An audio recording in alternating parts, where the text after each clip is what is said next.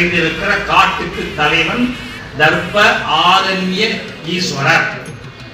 அது தமிழ்ல நல்லாற்று நம்பெருமான் வருகிறது. அம்பாள் பேரு போகமார்த்த புன்முலை அம்மை. அது வடநாயிரு தர்மானேஸ்வரர். அங்க என்ன விஷயம்னா சனீஸ்வரன் என்ற சனி பகவான் 9 கோள்ல ஒண்ணு சனி பகவான். ஆனா என்ன ஒரு செய்தி தெரிஞ்சுக்கணும்னு கேட்டா, அந்த சனீஸ்வரனை தயவு செய்து சனீஸ்வரன் சொல்லாதீங்க. ஈஸ்வரன்கிற பட்டம் சிவபெருமானுக்கு மட்டும் உரியது. நம்ம எல்லாரும் என்ன பண்றோம்? சனீஸ்வரன் சனீஸ்வரர் சொல்லக்கூடாது. ராமனேஸ்வரர். இந்த பயத்துல யாராலும் ஈஸ்வரன் ஆகக்கூடாது. ஈஸ்வரன் சர்வேஸ்வரன் நம்ம சாய் மட்டும்தான். அவன் சனேஸ்வரன். சனேஸ்வரன் மெதுவாக நகர்பவன் அர்த்தம். கால் ஊனம் சனி பகவான். அதுல என்ன ஒரு பெரிய இதுன்னா, அங்க சனி பகவான நலநாட்டனா இடத நாட்டு மன்னன் நலன் அவனுக்கு ஏட நாட்டு சனி பிடிக்க வேண்டிய நேரம் வந்துருச்சு. அது எல்லா வாழ்க்கையிலும் வரும். அது அந்த ஏட நாட்டு சனி பிடிக்க வர நேரம் வருகிற பொழுது அவனை பிடிப்பதற்காக சனி போய் இங்கும் வந்துவான் அலையிறான். பிடிக்க முடியல. சனி பகவான் அழுதான். பிடிக்க முடியல. ஓடி போய் சாமிகிட்ட போய் தெரிவிச்சான். சாமி சாமி என் கடமையை செய்ய முடியல, ஏன்டான்னு சாமி செஞ்சுட்டே கேட்டார். அவன் நல்லவனா இருக்கான், பிடிக்க முடியல.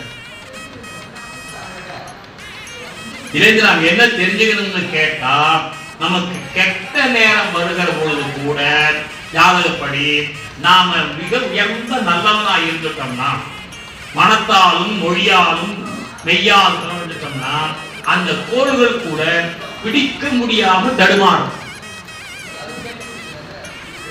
நம்ம என்ன பண்றோம்?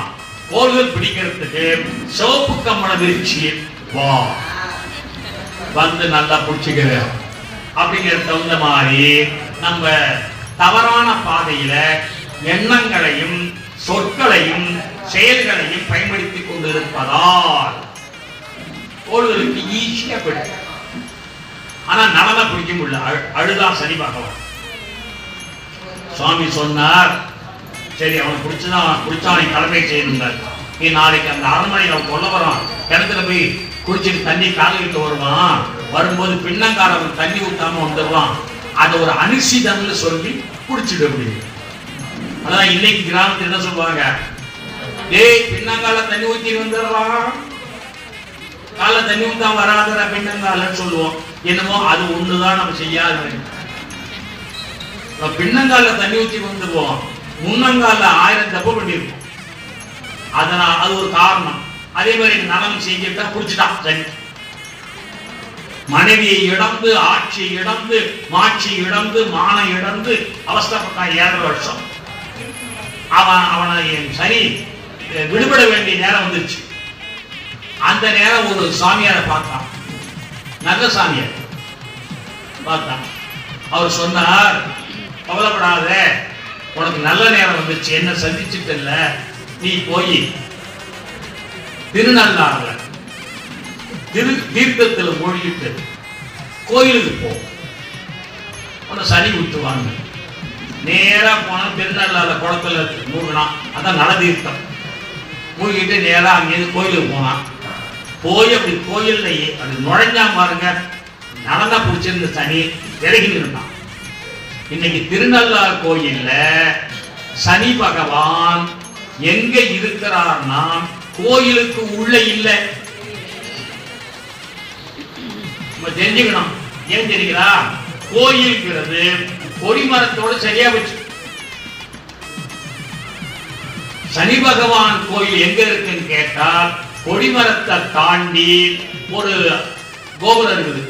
அதை தாண்டி நம்ம போற வழி போற திசையில வலது பக்கம் இருக்கிறார். அது நலனை பிடிச்ச சனி விலகி நின்ற இடம். அம்பாள் அங்க இருக்கேன்னு கேட்கலாம். அம்பாள் எல்லாம் பிற்காலத்தில் கட்டப்பட்ட கோயில்கள். அம்பாளுக்கு தனி கோயில் கட்டுற வழக்கம் முன்னோர்கள் இல்லை. அம்பாள் எங்க இருக்கா? சுவாமியோட தான் இருக்கு. அல்ல அம்பாளுக்கு தனியா ஒரு பாட்டு திருமுறையில இன்னை வரையும் இல்லை. இப்ப 7 திருமுறை வரையாது. நல்லா புரிஞ்சுங்க.